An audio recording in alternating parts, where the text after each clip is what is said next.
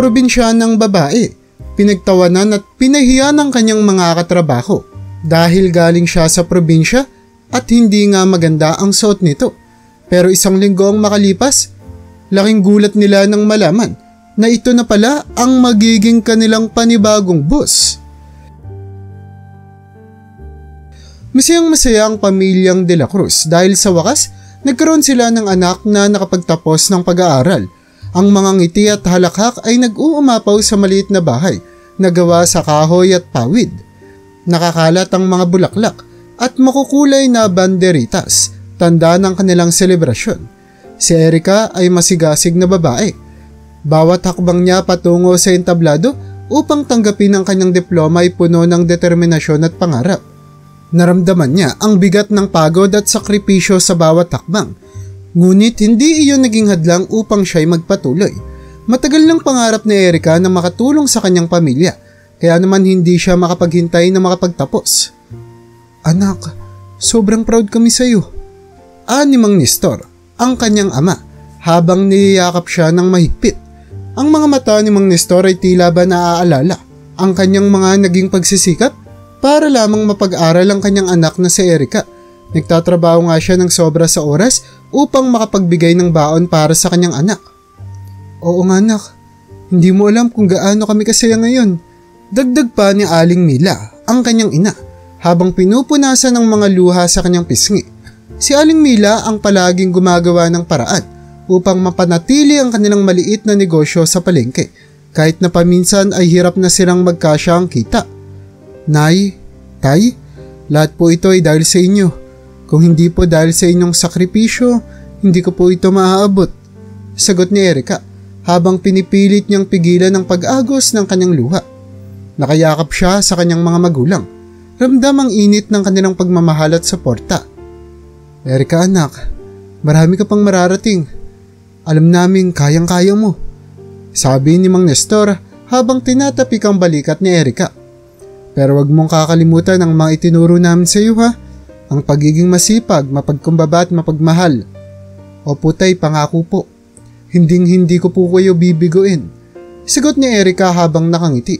Sa likod ng kanyang isip, nakikita niyang sarili na nagtatrabaho sa isang malaking kumpanya sa Maynila. Nagdadala ng sapat na pera upang tulungan ang kanyang pamilya at mapaayos ang kanilang bahay. Sa kabila ng mga pangarap ni Erica, alam niyang hindi magiging madali ang daan patungo rito. Ang kanilang buhay sa probinsya ay punong-puno ng hamon. Walang araw na hindi niya naaalala ang mga gabing kailangan mag-aral sa ilalim ng ilaw ng gasera dahil walang kuryente.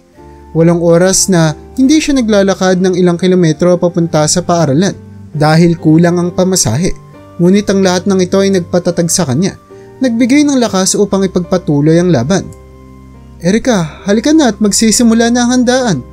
Tawag ni Aling Mila mula sa kusina. Ang buong barangay ay nagtipon-tipon upang ipagdiwang ang tagumpay ni Erica. Ang mga kapitbahay, kamag-anak at kaibigan ay nagsidatingan. Bit-bit ang kani-kanilang mga handa. Sa gitna ng kasiyahan, nakita ni Erica ang kanyang mga kaibigan, sina Lito at Maring Silya. Sila ang mga taong naging sandigan niya sa panahon ng pangangailangan. Sila ang mga taong nagpapaalala sa kanya na hindi siya nag-iisa sa kanyang mga laban. Erica, grabe, ang galing-galing mo. Tuwang-tuwa kami para sa iyo. Wika ng kanyang mare na si Silya habang yakap-yakap siya. Oo nga Erica, ngayon sigurado na akong magiging successful ka sa Maynila. Saad pa ni Lito habang nagbibirong kumakaway na parang artista. Nagtawanan sila habang inaalala ang mga kalokohan at hirap na kanilang pinagsamahan noong mga bata pa sila. Salamat sa inyo mga kaibigan ko. Pero hindi pa tapos ang laban. Alam kong marami pa akong haharapin sa Maynila, pero handa akong harapin lahat ng iyon para sa aking pamilya. Sagot ni Erica, puno ng determinasyon sa kanyang mga mata. Lumipas ang mga oras at ang saya ng pagdiriwang ay nagpatuloy hanggang sa gabi. Habang nakaupo si Erica sa ilalim ng puno ng mangga sa kanilang bakuran, tinatanaw niya ang malayong bayan ng Maynila. Hindi niya may paliwanag ang kanyang nararamdaman. Halo-halong saya, kaba at pananabik. Erica, ano naman ang iniisip mo dyan? Tanong ni Aling Mila habang lumalapit sa kanya. Umupo ito sa tabi niya at kinamusta siya. Iniisip ko lang po ang kinabukasan, Nay. Ang dami ko pang gustong gawin para sa atin. Gusto kong maiahon kayo sa hirap. May patayo kayo ng maayos na bahay at mabigyan kayo ng komportabling buhay. Sagot ni Erika, hindi maiwasang mapaluha sa kanyang mga pangarap. Anak, alam namin na kaya mong lahat ng yan. Pero wag mong kalimutang magpahinga at alagaan ang sarili mo, ha? Ang importante, gawin mo lahat ng bagay na may pagmamahal at katapatan. Paalala ni Aling Mila habang hinahaplos ang buhok ng anak. Opo, Nay. Pangako po. Hindi ko kakalimutan ang mga tinuro nyo. Sagot ni Erika, puno ng pag-asa ang kanyang puso. Kinabukasan bago magbukam liwayway, handa na si Erika para sa bagong kabanata ng kanyang buhay. Bitbit ang kanyang maleta at ang mga pangarap ng kanyang pamilya, sumakay siya ng bus papuntang Maynila. Hindi niya alam ang mga hamon at pagsubok na kanyang haharapin, ngunit sigurado siyang kakayanin niya ang lahat ng ito. Sa bawat pagpadyak ng bus, bawat kilometro na nalalampasan, ramdam niya ang paglapit ng kanyang mga pangarap. Habang papalapit ang bus sa malaking syudad, natanaw ni Erika ang mga naglalakihang gusali at abalang mga kalsada. Sa kanyang puso, alam niyang ito na ang simula ng isang bagong yugto. Isang yugtong puno ng pag-asa, pagsubok at tagumpay. Maynila, heto na ako! Bulong ni Erika sa kanyang sarili habang pinipigilan ng kaba at pananabik. Ang pangarap na minsang malabo ay ngayong nagiging mas malinaw na. Isa-isa niyang naaalala ang mga gabing nag-aaral siya sa ilalim ng gasera, ang mga araw ng pagtsatsaga at ang mga sakripisyo ng kanyang mga magulang. Lahat ng ito ay nagbibigay sa kanya ng lakas at inspirasyon upang harapin ang bagong buhay sa Maynila. Habang iniisip ang lahat ng ito, nakatulog si Erika sa upuan ng bus. May ngiti sa kanyang mga labi. Hindi niya alam kung ano ang naghihintay sa kanya pero tiwala siya na ang kanyang sipag at determinasyon ang magdadala sa kanya sa rurok ng tagumpay. Pagdating sa Maynila, laking gulat ni Erika sa laki at dami ng mga gusali. Bata pa siya noong huling makapunta siya rito kasama ang kanyang pamilya para mamasyal. Kaya't ngayon ay para siyang nasa ibang mundo. Ang mga kalsada ay punong-puno ng sasakyan at ang mga tao ay nagmamadali. Sa kanyang mga mata, ang Maynila ay isang tila paraiso ng mga pangarap. Dito na magsisimula ang aking mga pangarap. Bulong ni Erika sa sarili habang naglalakad sa gilid ng kalsada. Ang init ng araw ay tumatama sa kanyang balat, ngunit hindi nito napapawi ang kanyang determinasyon. Sa kanyang paglalakad, unang ginawa ni Erika ay maghanap ng matutuluyan. Habang naglilibot siya, naalala niya ang paalala ng kanyang tatay tungkol sa mga taong mapaglamang sa Maynila. Anak, huwag kang magtitiwala agad sa kahit na sino. Marami dyan ang mapagsamantala, mag-ingat ka palagi. Ito ang sabi ni Mang Nestor bago siya umalis ng probinsya. Kaya naman sinigurado ni Erika na magiging maingat siya sa bawat hakbang na gagawin niya. Hindi siya papayag na maloko ng kahit na sino. Matapos ang ilang oras ng pag-iikot, nakahanap siya ng isang maliit na apartment na abot kaya ang renta. Pwede na siguro to, sabi niya sa sarili habang tinitignan ng maliit na kwarto. May kama, maliit na lamesa at isang cabinet. Lahat ng kailangan niya para sa pansamantalang tirahan. Ngunit kinagabihan, habang nagpapahinga siya sa kanyang bagong kwarto, napagtanto niyang nawawala ang kanyang wallet at cellphone. Kinabahan siya at agad-agad na hinanap ang mga ito sa kanyang bag. Nasaan ang mga yun? Tanong niya sa sarili habang patuloy na nagkakalkal. Nang hindi niya makita ang mga ito, naisip niyang nadukutan siya. Mabilis na nag-init ang kanyang mga mata at hindi niya napigilan ang pag-agos ng kanyang luha. Paano na to? Paano ako magsisimula kung wala akong pera at cellphone? Iyak ni Erika habang nakupo sa gilid ng kama. Ramdam niya ang bigat ng sitwasyon at ang takot na baka hindi niya kayanin ang mga darating na pagsubok. Ngunit biglang tumunog ang isa pang cellphone sa kanyang bag, ang kanyang backup phone na isang lumang keypad. Mabilis niyang kinuha ito at sinagot ang tawag. Hello? Nanginginig niyang sabi. Hello, magandang gabi. Ako nga pala si Michael. Napulot ko yung cellphone at wallet mo kanina sa may kanto ng Spanya. Nakita ko na ito yung backup number mo. Tama ba na ikaw si Erika? Tanong ng lalaki sa kabilang linya. Opo, ako po si Erika. Salamat po sir. Akala ko po kasi nadukutan ako. Sagot ni Erika, hindi mapigilan ng tuwa at ginahawa na nararamdaman. Walang anuman, kung gusto mo pwede tayong magkita bukas para may balik ko sa iyo ang magamit mo. Alok ni Michael. Sige po sir, maraming salamat po ulit, sabi ni Erica, ramdamang pag-asa sa kanyang puso. Kinabukasan, sa isang maliit na kapihan malapit sa kanyang apartment, nakipagkita si Erica kay Michael. Habang hinihintay niya ito, hindi maiwasan ni Erica na makaramdam ng kaba at excitement. Ilang sandali pa dumating si Michael. Mabango ito at gwapo, na agad namang napansin ni Erica. May dala itong isang maliit na bag, at nang makita siya ni Michael, ngumiti ito at lumapit. Erica? Tanong ni Michael habang iniaabot ang bag. Ito na ang cellphone at wallet mo. Napulot ko siya malapit sa isang tindahan kahapon. Maraming salamat po Sir Michael, sagot ni Erica habang kinukuha ang bag. Hindi niyo po alam kung gaano kalaking tulong to sa akin. Naku, wala yun.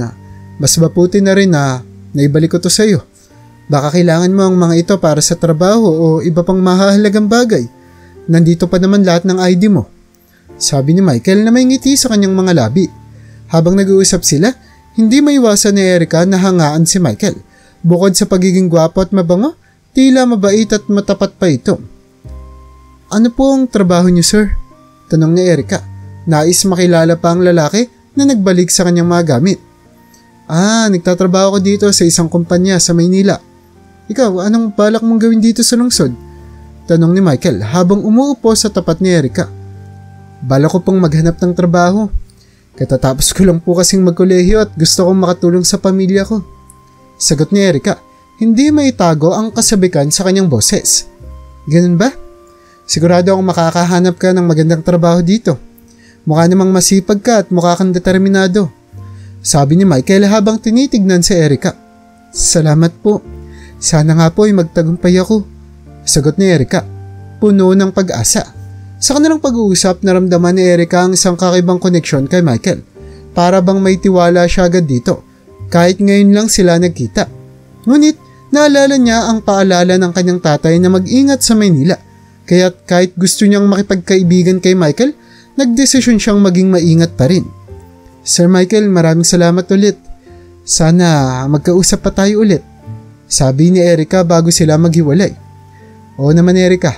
Kung kailangan mo ng tulong o may tanong ka, nandito lang ako. Huwag kang mahihiyang lumapit, sagot ni Michael na nagbigay pa ng kanyang numero kay Erica para sa anumang pangangailangan. Habang pabalik sa kanyang apartment, bitbit ni Erica ang kanyang wallet at cellphone. Naramdaman niya ang pag-asa at tiwala sa kanyang sarili. Alam niyang hindi magiging madali ang mga susunod na araw. Ngunit sa tulong ng mga mabubuting tao tulad ni Michael, naniniwala siyang malalampasan niya ang anumang pagsubok na darating. Sa kanyang maliit na kwarto, muling inaalala ni Erica ang mga pangarap niya para sa kanyang pamilya. Hindi siya papayag na mapigilan ng kahit na ano o kahit sino. Buong puso siyang magtatrabaho at magsusumika para sa kanyang mga mahal sa buhay at para sa kanyang sarili. Ang Maynila ay puno ng hamon at oportunidad at si Erica ay handa na upang harapin ang lahat ng ito. Kinabukasan, maaga pa lamang ay gising na si Erica. Nakahanda na ang kanyang resume at suot ang pinakamaayos niyang damit. Tila ba punong-puno siya ng pag-asa habang naglalakad sa mga kalsada ng Maynila. Dala ang pangarap na magkaroon ng trabaho upang makatulong sa kanyang pamilya. Kayang-kaya ko to, bulong ni Erica sa sarili habang papunta sa unang kumpanyang kanyang a-applyan. Ngunit sa kanyang pagdating, tila ba pinagsakloban siya ng langit at lupa. Pagkatapos maghintay ng halos isang oras, lumabas ang sekretary at sinabi, "Pasensya na pero hindi kami tumatanggap ng applicants ng walang experience." "Pero nakapagtapos po ako ng pag-aaral at masipag po akong magtrabaho," pagsumamo ni Erica. Ngunit tila ba hindi siya naririnig ng sekretarya. "Pasensya na pero kailangan ng experience dito. Maraming salamat na lang sa pagpunta," sabi ng sekretarya bago siya iniwan. Lumabas si Erica ng gusali. Puno ng kalumbayan ng kanyang loob at nawawala na rin ang kanyang determinasyon. Sunod niyang pinuntahan ang iba pang mga kumpanya. Sa kanyang listahan ngunit sa bawat pintong kanyang kakatukin, tila ba paulit-ulit na lang ang sagot. Walang bakanting posisyon. Hindi kami tumatanggap ngayon. Kailangan ng experience. Lumipas ang oras at naramdaman ni Erica ang bigat ng gutom. Wala na siyang pera upang bumili ng pagkain dahil lahat ng kanyang dala ay nagamit na niya sa unang araw pa lang ng pagdating. Buong hapon siyang naglibot sa syudad, umaasang may isang kumpanya na tatanggap sa kanya. Ngunit sa bawat pagtanggi, nararamdaman niyang nawawala ang kanyang pag-asa. Bakit ganito?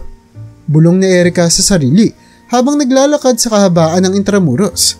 Ang kanyang mga paa ay tila mabigat at ang kanyang puso ay puno ng pangamba. Naupo siya sa isang bench, pinapanood ang mga ibon na lumilipad. Naisip niya ang kanyang mga magulang sa probinsya at ang kanilang mga pangarap para sa kanya. Dapat yata hindi na lang ako nakipagsapalaran dito sa Maynila, isip niya habang pinupunasan ng mga luhang nagbabadyang pumatak. Habang nagmumuni-muni, may narinig siyang tawag. Erica? Isang pamilyar na boses ang pumukaw sa kanya. Paglingon niya, nakita niya si Michael kasama ang pamilya nito. Nagulat siya sa muling pagkikita nila. Michael? Gulat niyang bati. Anong ginagawa mo dito? Dinala ko lang sila mama at papa dito at saka mga kapatid ko para mamasyal. Sagot ni Michael habang papalapit. Ikaw, anong ginagawa mo dito? Naghahanap ka ng trabaho, diba? Tanong ni Michael, na tila naalala ang kanilang pag-uusap kagabi. Oo, buong araw na ako nag-iikot pero wala pa rin ako mahanap. Lahat sila gusto may experience. Paliwanag ni Erica habang pinipilit na huwag ipakita ang kanyang pagkadismaya. Ganun ba? Alam mo, may bakanting posisyon sa kumpanya namin. Baka gusto mong subukan. Pwede kitang tulungan na makapasok doon. Sabi ni Michael habang umuupo sa tabi ni Erica.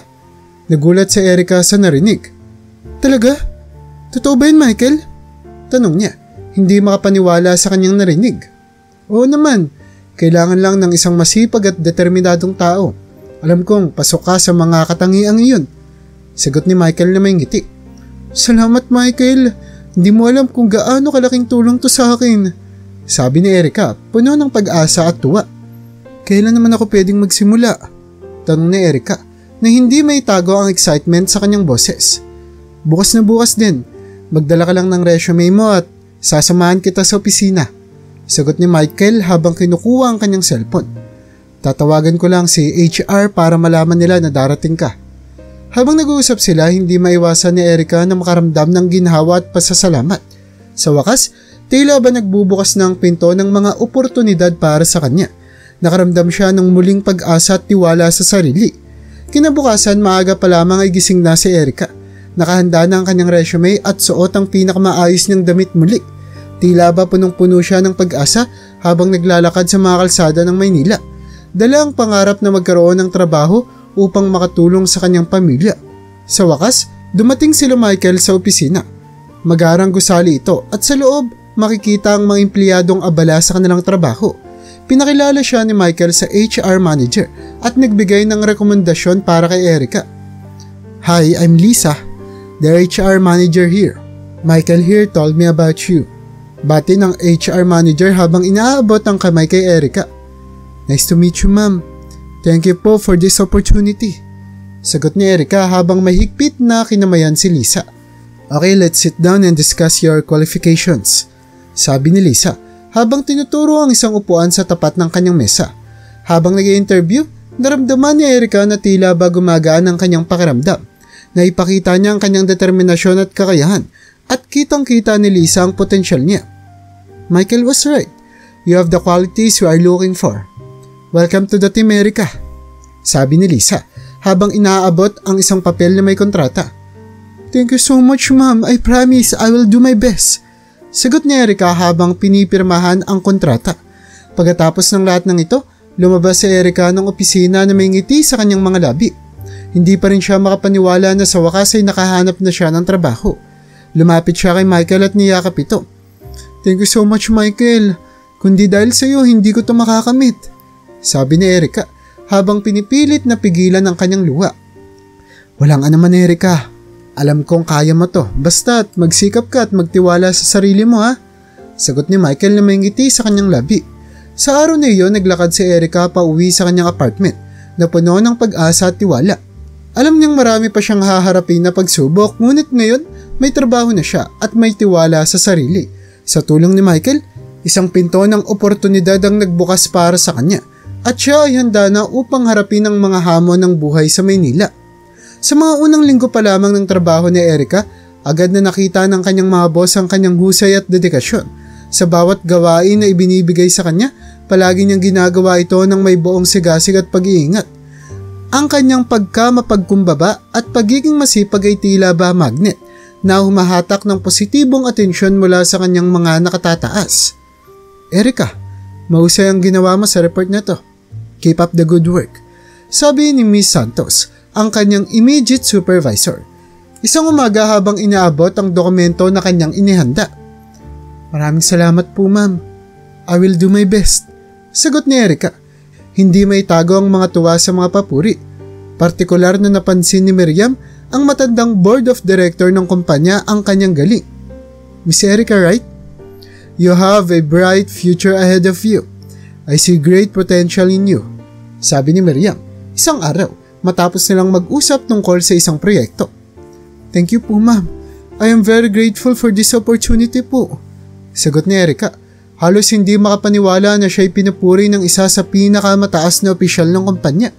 Habang patuloy na umaangat si Erica sa kanyang trabaho, napansin din niya kung gaano karaming kaibigan si Michael sa kumpanya. Madalas niyang makita si Michael na kausap ang iba't ibang empleyado. Lahat sila ay mukhang natutuwa at nagpapakita ng respeto sa kanya. Bukod sa kanyang kagwapuhan, mabait at approachable si Michael, kaya naman marami ang lumalapit sa kanya. Isang araw habang abala si Erica sa kanyang trabaho, naisip niyang lapitan si Michael upang magpasalamat muli. Michael, gusto ko lang po ulit magpasalamat sa inyo sa oportunidad na binigay niyo sa akin. Hindi ko po alam kung paano ako makakabayad sa inyo.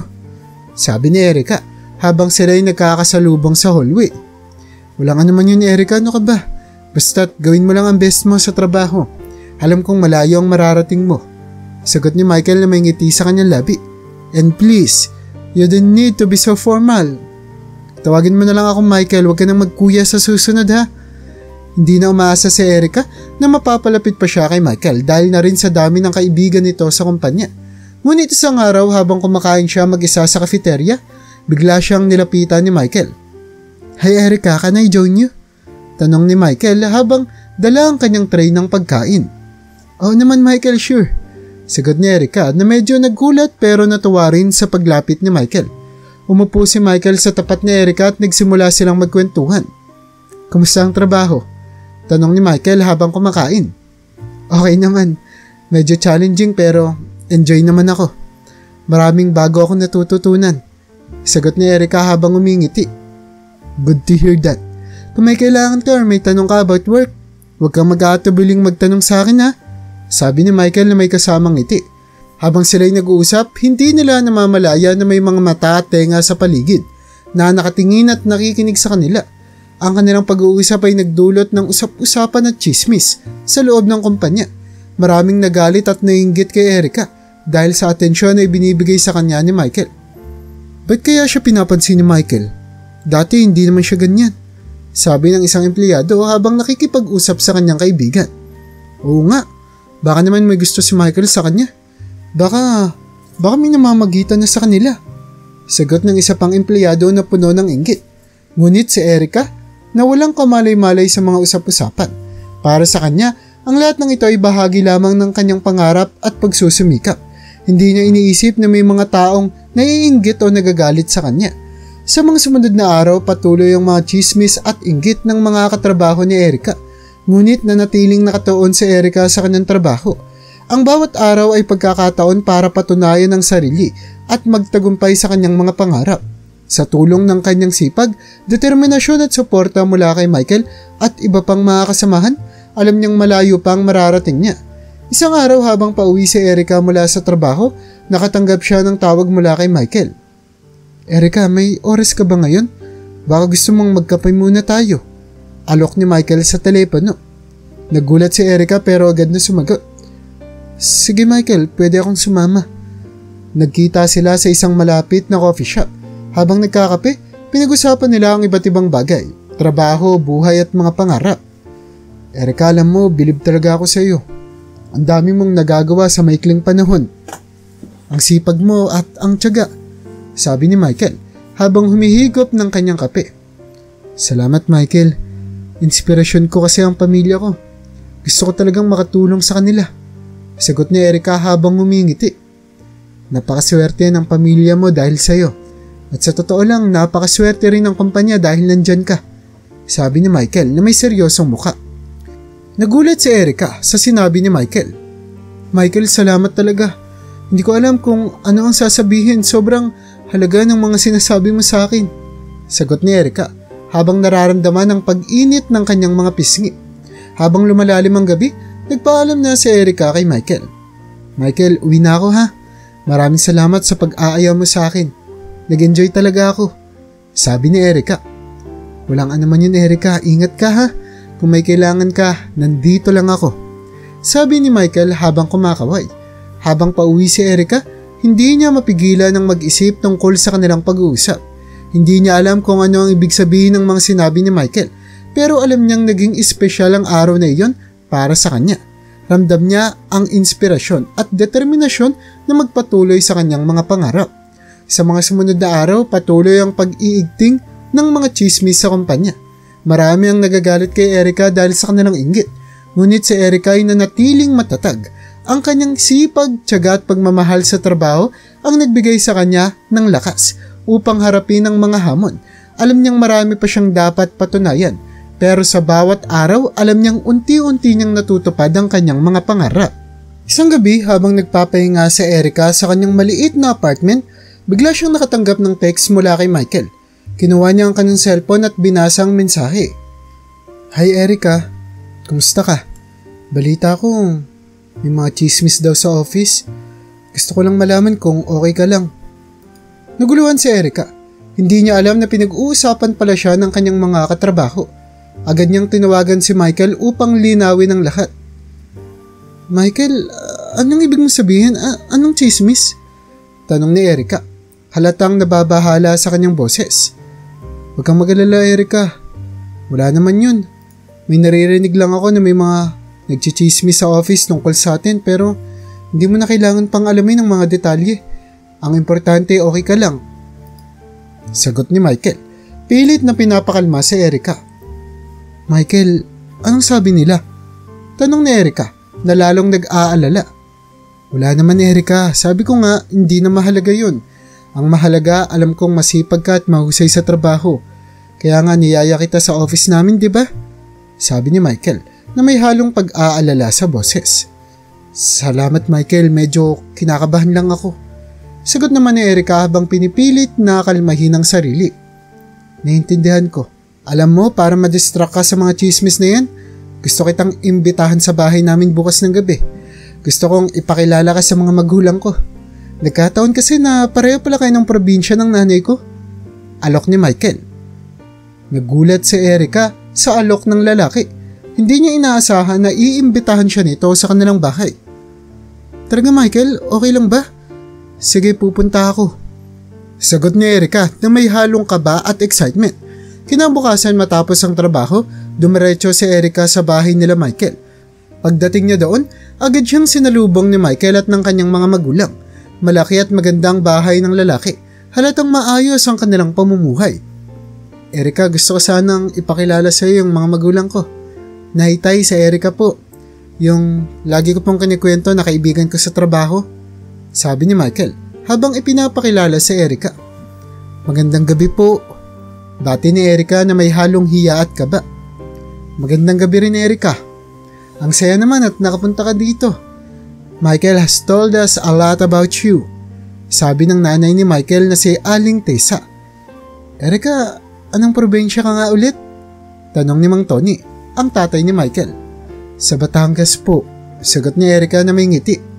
Talaga? Taga Batangas din kasi kami ni Tessa. Anong bayan ka sa Batangas? Tanong ni Mang Tony na tila ba nagkakaroon ng malaking interes sa sagot ng babae. Sa San Juan po, sagot muli ni Erica. Naku, kababayan pala talaga tayo. Iba talagang mga Batangguenyo, masisipag at matatapang. Sabi ni Aling Tessa na may halong tuwa. Habang nag-uusap sila, naramdaman ni Erica ang mainit na pagtanggap ng pamilya ni Michael. Pakiramdam niya ay para siyang nagkaroon ng pangalawang pamilya habang siya ay nasa Maynila.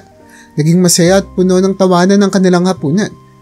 Erica, ikwento mo naman sa amin ang tungkol sa pamilya mo sa probinsya. Tanong ni Mang Tony habang nag-aayos ng kanilang mga plato. Kami po ay simpleng pamilya lang. Ang tatay ko po ay magsasaka at ang nanay ko naman po ay nagtitinda sa palengke. Sila po ang dahilan kung bakit nagsusumikap po ako dito sa Maynila. Gusto ko po silang matulungan. Sagot ni Erica habang kinikilala ang bawat miyembro ng pamilya ni Michael. Nakakatuwa naman at talagang masipag ka. Alam mo, mahalaga talaga ang pamilya.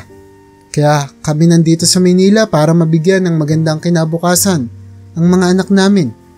Sabi ni Aling Tisa na puno ng pagmamahal sa kanyang mga mata. Michael, buti na lang at dinala mo si Erica dito. Ang bait at sipag pala ng kaibigan mo. Dagdag ni Mang Tony habang tinitignan ng babae.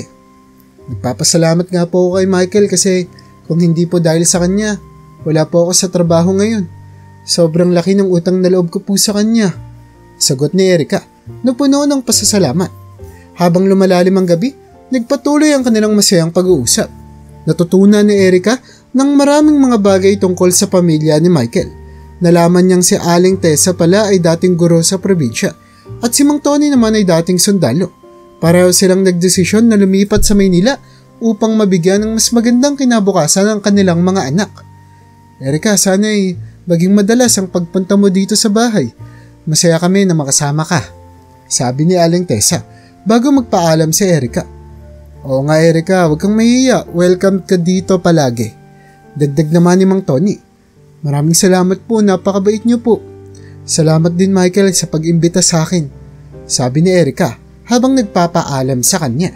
Sa pag-uwi ni Erica sa kanyang apartment, hindi niya maiwasang mag-isip tungkol sa mainit na pagtanggap ng pamilya ni Michael. Pakiramdam niya ay nagkaroon siya ng pangalawang pamilya habang siya ay nasa Maynila. Sobrang saya at ginhawa ang naramdaman niya. Alam niyang sa bawat pagsubok na darating, may mga taong handang tumulong at sumuporta sa kanya. Sa mga sumunod na araw, patuloy ang mga chismis sa opisina, ngunit si Erica ay nanatiling matatag. Hindi niya pinapansin ang mga ito at patuloy na nagtatrabaho ng buong sipag at determinasyon. Ang inspirasyon at pagmamahal niya mula sa kanyang pamilya sa probinsya at ang suporta ng pamilya ni Michael ang nagbigay sa kanya ng lakas upang harapin ang bawat pagsubok. Isang araw habang nasa office si Erica, nilapitan siya ni Miriam, ang matandang board of director na unang napansin ang kanyang galing. Erica, gusto kitang makausap sa office ko. Sabi ni Miriam na may seryosong mukha. Kinabahan si Erica pero sumunod siya kay Miriam, papunta sa office nito. Pagkapasok nila sa loob, agad na nagsalita si Miriam. Erica, alam kong marami kang pinagdadaanan dito sa office. Pero gusto kong malaman mo na nakikita ko ang iyong pagsusumikap at dedikasyon. Huwag mong hahayaan na ang mga chismis ay makasira sa iyo. Maraming salamat po Ma'am Miriam. Gagawin ko po ang lahat ng aking makakaya para mapagtagumpayan ko po yung mga problema dito. Sagot ni Erica nang puno ng pasasalamat. Alam kong malayo ang mararating mo Erica, basta't magpatuloy ka lang sa pagsisikap at huwag mong kalimutan ang iyong mga pangarap. Sabi ni Miriam habang hinahawakan ng kamay ni Erica. Maraming salamat po ma'am, pangako po, hindi ko po kayo bibiguin. Sagot ni Erica na puno ng determinasyon. Pagkatapos ng kanilang pag-uusap, bumalik si Erica sa kanyang mesa. Sa kanyang isip, alam niyang marami pa siyang dapat patunayan. Ngunit sa bawat araw, sa bawat pagsubok na kanyang kinakaharap, alam niyang unti-unti niyang natutupad ang kanyang mga pangarap. At sa tulong ng mga taong nagmamahal at sumusuporta sa kanya, alam niyang kayang-kaya niyang harapin ang lahat ng hamon ng buhay. Sa kabila ng mga pagsisikap ng ilan sa kanyang mga katrabaho na siraan siya, hindi natinag si Erica. Araw-araw pinapakita niya ang kanyang dedikasyon sa trabaho at ang kanyang husay sa bawat gawain na ibinibigay sa kanya. Hindi siya nagpapadala sa mga chismis at mga panlalait.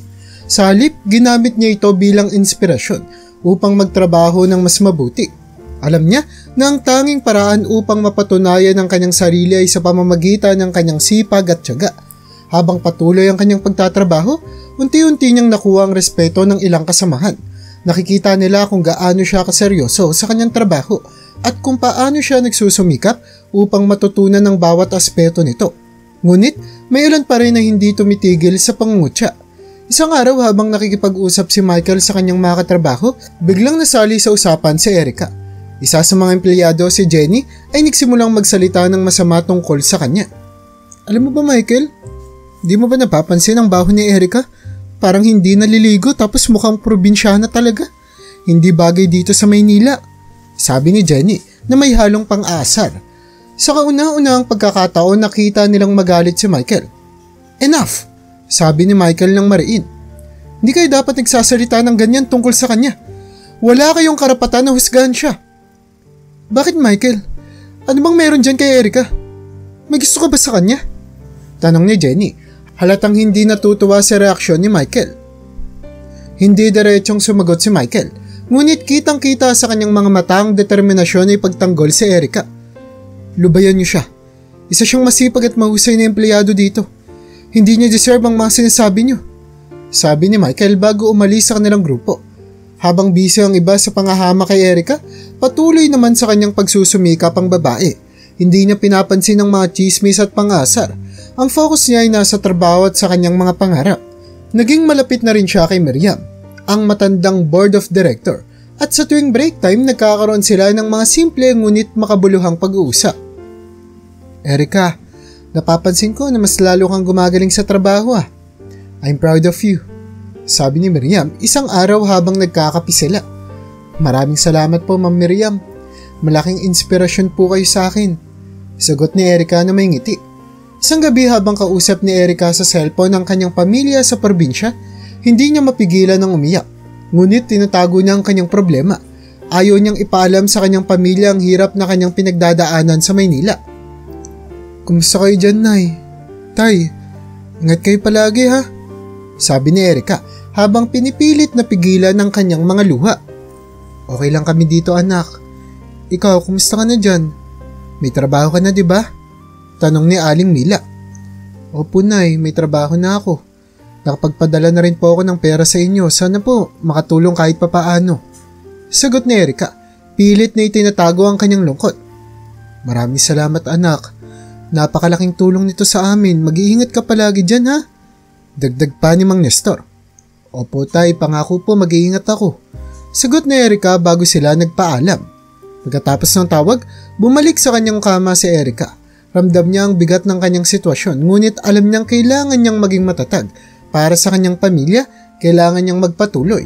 Habang lumilipas ang mga araw, patuloy na ipinapakita ni Erica ang kanyang galing at dedikasyon sa trabaho.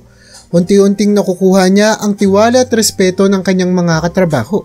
Hindi man lahat pero sapat na upang malaman niya na may taong handang sumuporta at magtiwala sa kanya. Isang araw habang nag-aayos ng mga papeles si Erica, lumapit si Michael sa kanya. Erica, kamusta ka na? Tanong ni Michael na may ngiti sa kanyang mga labi. Okay naman Michael, medyo busy lang. Sagot ni Erica habang nag-aayos ng kanyang mesa. Good to hear that. By the way, may plano ka ba mamaya?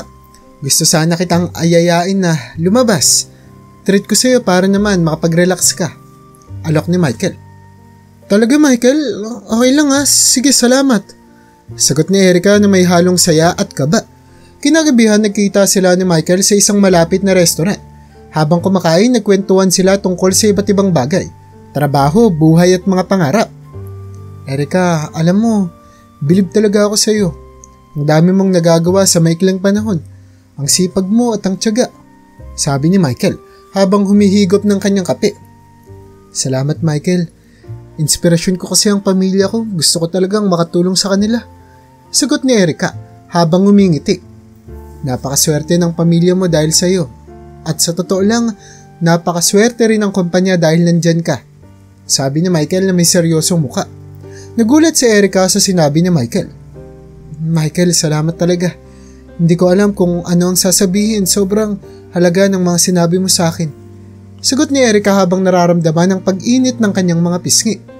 Habang lumalalim ang gabi, nagpatuloy ang kanilang masayang pag-uusap. Sa bawat sandali, nararamdaman ni Erica na mas lalo siyang nagiging malapit kay Michael. At sa bawat pag-uusap nila, mas lalo niyang nararamdaman ang inspirasyon at determinasyon na magpatuloy sa kanyang mga pangarap. Sa mga sumunod na araw, patuloy ang mga chismis sa opisina, ngunit si Erica ay nanatiling matatag. Hindi niya pinapansin ang mga ito at patuloy na nagtatrabaho ng buong sipag at determinasyon.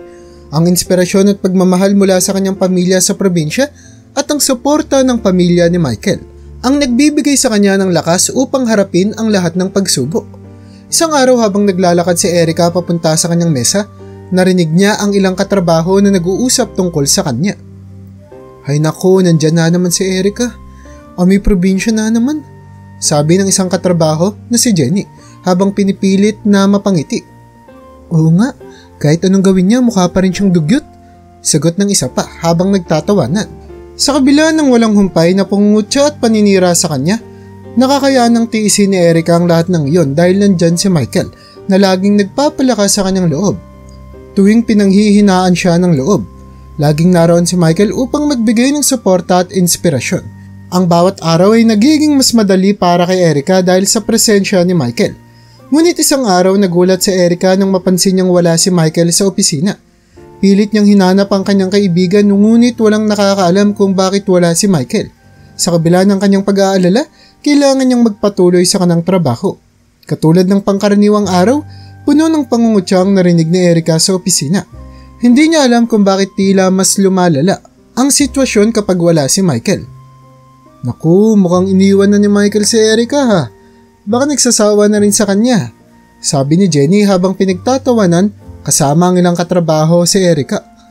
Oo nga, wala na ang knight in shining armor niya. Dagdag ng isa pa habang patuloy ang kanilang tawanan. Habang patuloy ang kanilang pangasar, naramdaman ni Erica ang bigat ng sitwasyon. Hindi niya alam kung saan kukunin ang lakas upang tiisin ang mga ito. Hindi niya nakayanan ang kanyang naririnig na puno ang kanyang puso ng kalungkutan at panghihina. Kailangan niyang makahanap ng makakausap, kaya't agad siyang pumunta kay Miriam upang humingi ng payo. Ma'am Miriam, pwede po bang makipag-usap sa inyo? Tanong ni Erica nang makausap niya si Miriam sa opisina nito. Oo naman Erica, halika, umupo ka. Sabi ni Miriam habang tinuturo ang isang upuan sa harap ng kanyang mesa. Pagkaupo ni Erica, hindi niya na napigilan ang kanyang damdamin. Ma'am, hindi ko na po alam ang gagawin ko. Ang sakit po ng mga sinasabi ng mga tao sa akin. Tila ba walang tigil ang pangungutya? Sabi ni Erica habang nagsisimulang tumulo ang kanyang mga luha. Erica, naiintindihan ko yung nararamdaman mo. Minsan na rin akong nalagay sa ganyang sitwasyon. Sabi ni Miriam na may halong lungkot sa kanyang mga mata. Noong bata pa ako, sa larangan ng negosyo marami ring humusga at nang maliit sa akin. Maraming beses na gusto ko nang sumuko. Paano niyo po yung nagpasan ng lahat ng yun, ma'am? Tanong ni Erica, puno ng pag-asang makahanap ng sagot sa kanyang problema. Alam mo Erica, walang mabuting tao na hindi pagpapalain. Ang binababa ng tao ay inaangat ng Diyos. Sabi ni Miriam habang hinahawakan ng kamay ni Erica. Kailangan mo lang magtiwala sa sarili mo at sa plano ng Diyos para sa iyo. Ang mahalaga ay alam mo sa puso mo na ginagawa mo ang tama at mabuti. Pero ang hirap po ma'am, parang gusto ko na pong sumuko talaga. Sagot ni Erica habang patuloy na tumutulo ang kanyang mga luha. Huwag kang susuko Erica. Lahat ng pagsubok ay may katapusan. Ang bawat sakit at hirap na nararamdaman mo ngayon ay magiging bahagi ng iyong kwento ng tagumpay. Sabi ni Miriam na may halong determinasyon sa kanyang boses. Tandaan mo, ang mga hamon na ito ang magpapatatag sa iyo at magbibigay ng lakas upang maabot ang iyong mga pangarap. Habang nag-uusap sila, unti-unting naramdaman ni Erica ang ginhawa at inspirasyon mula kay Miriam. Alam niyang hindi siya nag-iisa sa kanyang laban at may mga taong handang tumulong at magbigay ng payo. Maraming salamat po Ma'am Miriam. Sobrang laki po ng tulong ng mga sinabi ninyo sa akin. Sabi ni Erica habang pinupunasan ng kanyang mga luha. Walang anuman Erica. Lagi kang welcome dito sa opisina ko kung kailangan mo ng makakausap. Sagot ni Miriam na may ngiti. Sa pag-alis ni Erica sa opisina ni Miriam, naramdaman niyang muli ang kanyang lakas at determinasyon. Alam niyang marami pa siyang haharapin na pagsubok, ngunit sa bawat hakbang alam niyang hindi siya nag-iisa. Sa mga sumunod na araw, kahit patuloy pa rin ang pangungutya sa kanya ng kanyang mga katrabaho, pinilit ni Erica na magpatatag. Inaalala niya ang mga payo ni Miriam at ang suporta ni Michael. Kahit wala si Michael sa tabi niya, ramdam niya ang inspirasyon at lakas na ibinibigay nito sa kanya. Isang araw habang abala si Erica sa kanyang trabaho, dumating si Michael. Nakita niyang abala ito sa pag-aayos ng mga dokumento sa kanyang mesa. Michael, saan ka ba nagpunta? Nag-alala ako sa iyo. Tanong ni Erica habang lumalapit kay Michael. Pasensya na Erica. May inasikaso lang akong mahalagang bagay pero heto na ako. Back to work na ulit. Sagot ni Michael na may ngiti. Salamat at nandito ka na ulit. Ang hirap kasi ng mga nangyayari dito sa opisina. Sabi ni Erica na may halong lungkot. Naiintindihan ko Erica pero tandaan mo, nandito lang ako para sa iyo, huwag kang susuko. Sagot ni Michael habang hinahawakan ang balikat ni Erica. Salamat Michael, sobrang laki ng tulong mo sa akin. Dagdag pa ng babae habang nararamdaman ang pagbabalik ng kanyang lakas. Habang patuloy ang kanilang pag-uusap, naramdaman ni Erica ang inspirasyon at determinasyon na harapin ang lahat ng pagsubok. Alam niyang may mga taong nagmamahal at sumusuporta sa kanya. Sa bawat araw alam niyang unti-unti niyang natutupad ang kanyang mga pangarap. At sa tulong ng mga taong nagmahal sa kanya, alam niyang kayang-kaya niyang harapin ang lahat ng hamon ng buhay. Habang abala si Erica sa kanyang trabaho, biglang nagring ang kanyang cellphone. Nakita niyang tumatawag ang nanay niya mula sa probinsya. Agad niya itong sinagot ngunit ang kanyang mga kamay ay nagsimulang manginig sa kaba. Hello Nay, anong nangyari? Tanong ni Erica, may halong takot sa kanyang boses. Erica anak, umuwi ka na. Inatake sa puso ang tatay mo, nasa ospital kami ngayon. Sagot ni Aling Mila habang umiiyak. Halos mapagsakluban ng langit at lupa si Erica sa narinig. Hindi niya alam kung ano ang gagawin. Nay, paano yan? Anong kalagayan ni tatay? Tanong niya, na halos hindi nang makapagsalita sa kaba. Kailangan mo nang umuwi anak, kailangan ka namin dito. Sabi ni Aling Mila bago niya tapusin ang tawag. Agad na naramdaman ni Erica ang bigat ng sitwasyon. Puno ng takot at pag-aalala ang kanyang puso para sa kanyang tatay. Ngunit sa likod ng kanyang isip natatakot din siya na baka hindi na siya muling tanggapin sa trabaho kapag umalis siya. Habang nag-iisip ng gagawin niya, napansin ni Michael ang kanyang pagkabahala. Lumapit ito sa kanya at tinanong, Erica, anong nangyari? Ba't ka umiiyak? Michael, inatake sa puso ang tatay ko. Kailangan kong umuwi sa probinsya. Sagot ni Erica na hindi na napigilang umiyak. Erica, huwag kang mag-alala. Ako na ang bahala dito sa opisina. Ako na ang sasalo ng mga trabaho mo habang wala ka. Sabi ni Michael na may kasiguraduhan sa kanyang boses. Pero Michael, paano kung hindi na ako tanggapin pabalik? Paano na ang trabaho ko? Tanong ni Erica na puno ng pag-aalala. Huwag kang mag-isip ng ganyan. Mahalaga ngayon na makapunta ka sa tatay mo. I'll make sure everything is taken care of here. I promise. Sabi ni Michael habang tinitignan si Erica sa mata. Dahil sa mga saltang iyon, naramdaman ni Erica ang pag-asa. Niyakap niya si Michael ng mahigpit at dahil sa sobrang damdamin, hinalikan niya ito sa pisngi. Salamat Michael, hindi ko alam kung anong gagawin ko kung wala ka. Sabi niya, bago nagmamadaling nag-impake ng kanyang mga gamit. Hindi naman malaman ni Michael kung ano ang kanyang mararamdaman. Naroon ang kasiyahan na matutulungan si Erica ngunit naroon din ang kaba dahil sa nangyari sa tatay ni Erica. Habang pinapanood niyang nagmamadaling umalis si Erica, naramdaman niya ang bigat ng responsibilidad na iniwan sa kanya. Ngunit handa siyang gawin ang lahat upang matulungan ang kaibigan. Habang nasa biyahe, si Erica papunta sa probinsya, hindi niya mapigilan ang pag-aalala sa kanyang tatay. Sa bawat kilometro na nalalampasan, nararamdaman niya ang bigat ng kanyang mga emosyon. Ngunit alam niyang kailangan niyang maging matatag para sa kanyang pamilya. Pagdating niya sa ospital, agad niyang hinahanap ang kanyang ina. Nakita niya ito sa waiting area. Umiiyak at talatang pagod na pagod. Nay, kumusta si tatay? Tanong ni Erica habang naiiyakap ang nanay. Nasa loob pa siya ng ICU anak. Sabi ng doktor kailangan nating manalangin at umasa na magiging maayos ang lahat. Sagot ni Aling Mila habang patuloy ang pag-agos ng kanyang mga luha. Nay, nandito na po ako. Hindi ko po kayo pababayaan. Sabi ni Erica, pilit na pinapakalma ang sarili at ang kanyang ina. Habang naghihintay sila sa labas ng ICU, hindi mapigilan ni Erica na manalangin at humingi ng tulong sa Diyos. Alam niyang sa kabila ng lahat ng pagsubok, hindi siya nag-iisa.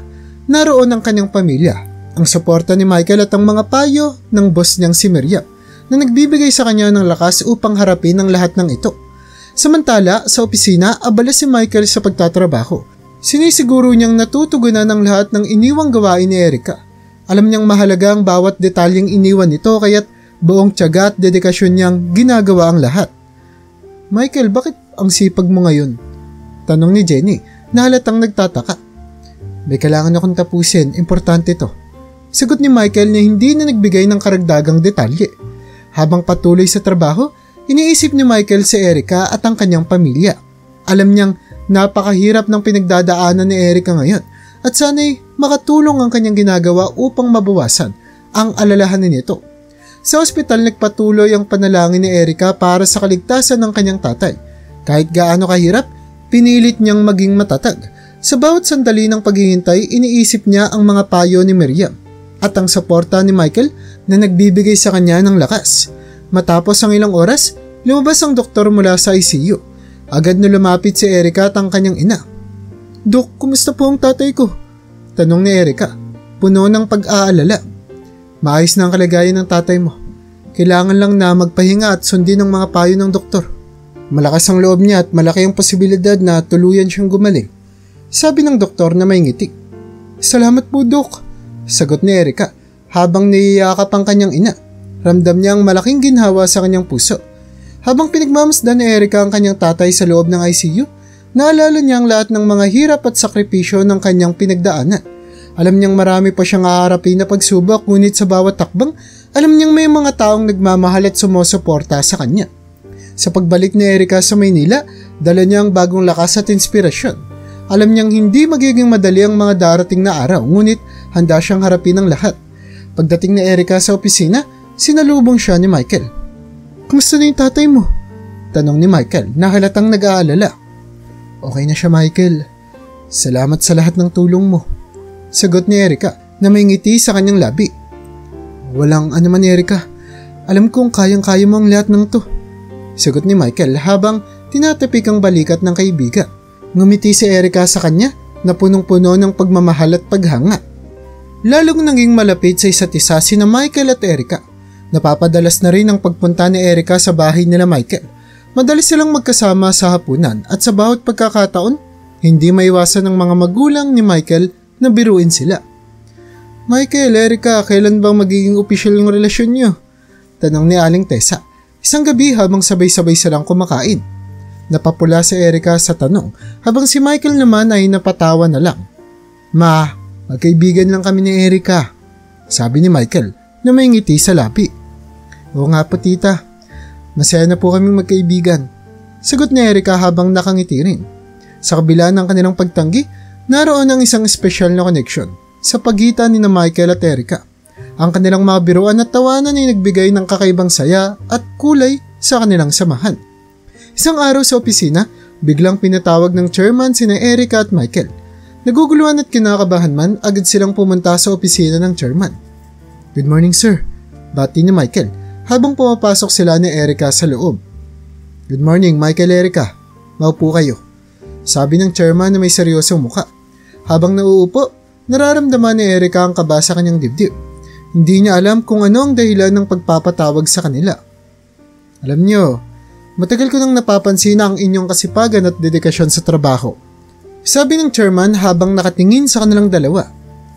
"Hindi lingid sa akin ang mga nangyayari sa loob ng opisina, lalo na ang mga pagsubok na kinakaharap niyo, lalo na ikaw, Erica."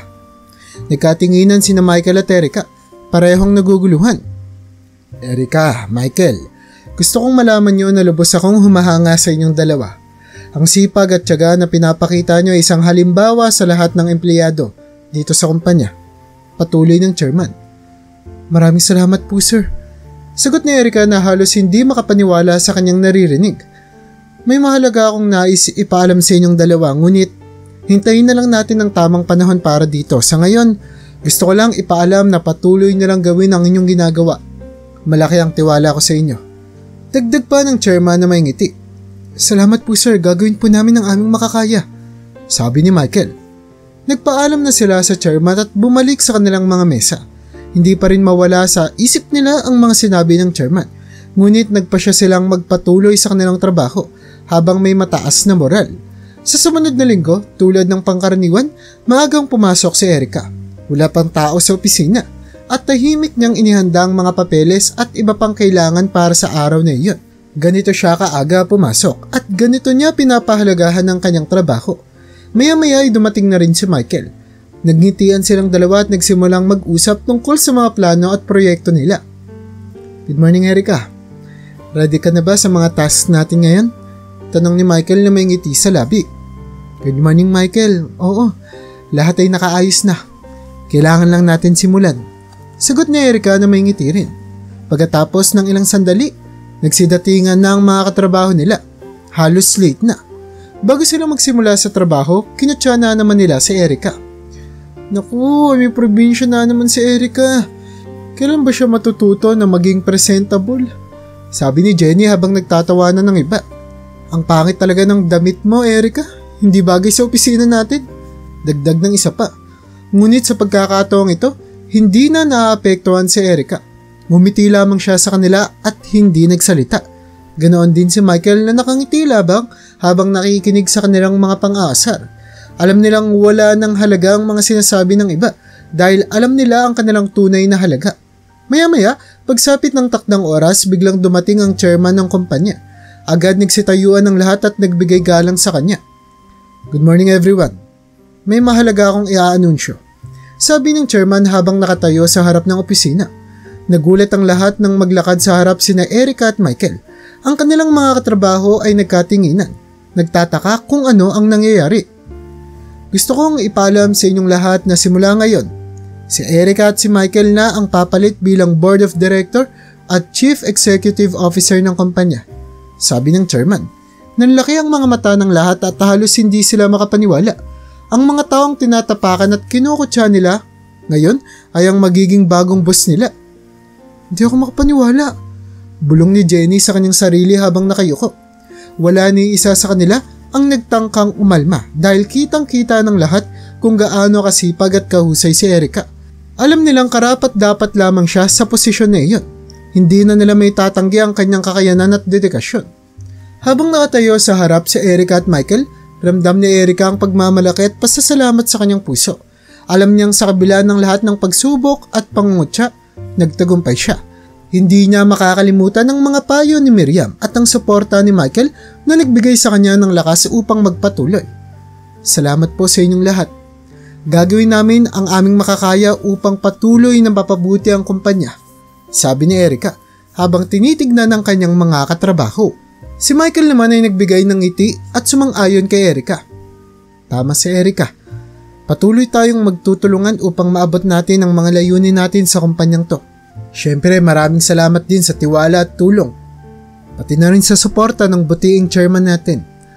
Habang nagpatuloy ang araw, naramdaman ni Erica ang bagong simula. Isang bagong yugto ng kanyang buhay ang nagbukas, puno ng pag-asa at mga bagong hamon. Sa bawat takbang, alam niyang hindi siya nag-iisa. Kasama niya ang mga taong nagmamahal at sumusuporta sa kanya. At sa bawat pagsubok, alam niyang kaya niyang harapin ang lahat ng ito. Sa pag-uwi ni Erica, nagpasalamat siya sa Diyos para sa lahat ng biyaya at pagkakataong ibinigay sa kanya. Habang nagpatuloy si Erica sa kanyang bagong tungkulin bilang Board of Director, nalaman niya na si Ma'am Miriam pala ang nagrekomenda sa kanya para sa posisyon. Magre-retiro na si Miriam at nakita niya kay Erica ang potensyal at kabutihan ng puso na hinahanap niya sa kanyang kapalit. Totoo nga ang sinabi niya na ang mga taong may mabuting puso ay inaangat ng Diyos. Lubos ang pagpapasalamat ni Erica kay Miriam sa tiwala at pagkakataon. Mamimiss po kita, Ma'am Miriam. Marami pong salamat sa lahat ng tulong at tiwala niyo sa akin, sabi ni Erica habang yakap si Miriam na naging matalik niya ng aring kaibigan. Ikaw ang karapat-dapat sa posisyon na yan, Erica. Alam kong gagawin mong mabuti ang tungkulin mo. Patuloy kang maging inspirasyon sa lahat, ha? Sagot ni Miriam na may ngiti. Sa kabilang dako naman, nagpa siya si Erica na isama si Michael sa probinsya upang ibalita ang kanyang promotion sa kanyang mga magulang. Nang makarating sila sa probinsya, agad silang sinalubong ng mga magulang ni Erica. Nahitay, may magandang balita po ako, sabi ni Erica na puno ng kasiyahan. Ano yun, nak? Tanong ni Mang Nestor habang nakatingin kay Erica at Michael. Napromote po ako sa trabaho. Ako na po ang bagong board of director ng kumpanya namin, sagot ni Erica na halos hindi mapigilan ang kanyang ngiti. Talaga, anak, napakasaya naman namin para sa iyo, sabi ni Aling Mila habang niyayakap si Erica. Ang sipag at tiyaga mo, anak. Karapat-dapat talaga yan. Habang nag-uusap sila, biglang nagdesisyon si Michael na magsalita. Mang Nestor, Aling Mila, may gusto po sana akong aminin, sabi ni Michael na halatang kinakabahan. Ano yun, Michael? Tanong ni Mang Nestor. Matagal ko na pong nararamdaman ito at gusto ko nang sabihin. Mahal ko po si Erica at handa akong suportahan at mahalin siya habang buhay. sabi ni Michael. Natapatang tingin kay Erica. Hindi naman makapagsalita si Erica sa narinig. Ramdam niya ang init ng kanyang mga pisngi at ang tibok ng kanyang puso. Sa wakas, naglakas loob siyang lumapit kay Michael. Hinalikan nito sa pisngi at niyakap ng mahigpit. Mahal din kita, Michael. Bulong ni Erica habang yakap si Michael. Nagulat at natuwa ang mga magulang ni Erica sa kanilang narinig. Masaya kami para sa inyo, anak. Alam naming magiging masaya kayo ni Michael, sabi ni Aling Mila habang pinupunasan ng luha ng kaligayahan. Sa tulong ni na Michael at Erica, gumanda ang takbo ng kumpanya. Tinaasan nila ang sahod ng mga empleyadong masisipag, kaya naman marami ang nagsipag at sineryoso ang kanilang trabaho. Ang kanilang pamumuno ay nagbigay inspirasyon sa lahat ng empleyado na magtrabaho ng may puso at dedikasyon. 2 taon makalipas, nagpakasal sila Michael at Erica. Ang kanilang kasal ay isang masayang pagdiriwang na dinaluhan ng kanilang pamilya, mga kaibigan at ilang mga katrabaho. Sa bawat ngiti at halakak, ramdam ang pagmamahalan at suporta ng lahat. Nang maglakad si Erica sa aisle, nakita niya ang kanyang mga magulang na puno ng pagmamalaki at kasiyahan. Si Michael naman ay naghihintay sa harap, nakangiti at puno ng pag-asa para sa kanilang kinabukasan. Handa ka na bang maging bahagi ng buhay ko, magpakailanman? Tanong ni Michael habang hawak ang kamay ni Erica. Oo, Michael, handa na ako mahalin ka at suportahan ka sa bawat hakbang ng ating buhay. Sagot ni Erica na may luha ng kaligayahan sa kanyang mga mata. Sa harap ng kanilang mga mahal sa buhay, ipinangako ni na Michael at Erica na mamahalin at susuportahan ang isa't isa habang buhay. Ang kanilang pagmamahalan ay naging inspirasyon sa lahat ng nakasaksi at ang kanilang kwento ay nagsilbing patunay na sa kabila ng lahat ng pagsubok, ang pagmamahalan at kabutihan ng puso ang magdadala ng tunay na tagumpay. Sa paglipas ng panahon, bumuo si na Michael at Erica ng masayang pamilya. Ang kanilang tahanan ay puno ng pagmamahalan at kasiyahan. Sa bawat araw, patuloy nilang pinapalaganap ang inspirasyon at kabutihan na nagsimula sa kanilang simple at mapagkumbabang simula. Sa huli, ang kwento ni na Michael at Erica ay isang patunay na ang sipag, tiyaga at kabutihan ng puso ay magdadala ng tagumpay at kasiyahan. Ang bawat hakbang ng kanilang buhay ay puno ng inspirasyon at pagmamahalan. At sa bawat pagsubok, alam nilang kaya nilang harapin ang lahat ng hamon dahil magkasama silang nagtutulungan at nagmamahalan.